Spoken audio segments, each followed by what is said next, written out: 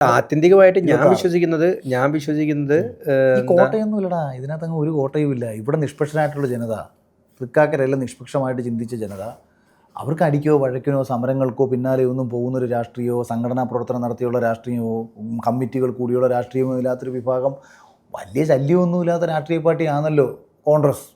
അലവേനയൊന്നും ഇല്ലല്ലോ കോൺഗ്രസ്, എന്നാ കുത്തിയേക്കാം. അങ്ങനെയാണ് പിന്നെ ബെഹനാനൊക്കെ കുഴപ്പമില്ലാത്ത നേതാക്കന്മാരായിരുന്നു നേരത്തെ. പി.ടി. തോമസിന് ഭയങ്കര ക്വാളിറ്റിയുള്ള ലീഡർ. അദ്ദേഹത്തിന്റെ മരണശേഷം വന്ന സഹതാപം മറ്റു ഇമ്പാക്റ്റും വന്നപ്പോൾ ഉമ്മച്ചേച്ചിക്കും ആ ആനുകൂല്യം കിട്ടി. ഈ 4 വർഷം കൊണ്ട് MLA ആണ് വിലയിരുത്തപ്പെടേണ്ടത്. ആ വിലയിരുത്തപ്പെടലിൽ MLA എത്രത്തോളം ജനങ്ങൾക്കിടയിലേക്ക് ഇറങ്ങി എന്നുള്ളതൊരു ചോദ്യമാണ്. സംഘടനാപരമായിട്ട് അവർക്കുള്ളിൽ കുറേ പ്രശ്നങ്ങളുണ്ട്. കോൺഗ്രസിനെ 10 ഇരട്ടി പ്രശ്നങ്ങൾ CPM-ന് ഉണ്ട്. അവരുടെ സ്ഥാനാർത്ഥി ഭയങ്കര ദുർബലയാണ്. അത് ആരാന്ന് പോലും ഇവിടുത്തെ പല ആൾക്കാർക്കും അറിയത്തില്ല. അപ്പം ഒരേ സമയം ഇടതുപക്ഷത്തിന്റെ വോട്ട്. അല്ല, ഞാൻ വിശ്വസിക്കുന്നത് അഖിലേട്ടൻ പരാജയപ്പെട്ടാൽ പോലും 2ാം സ്ഥാനം വന്നാൽ പോലും അത് വിജയവാ. ഞാൻ മത്സരിക്കുന്നത് ജയിക്കാനാണ്. പറഞ്ഞത് ആവർത്തിച്ച് പറയുന്നു. മാരാറ് മത്സരിക്കുന്നത് ജയിക്കും. നമ്മള് താഴത്തോട്ട് പോകല.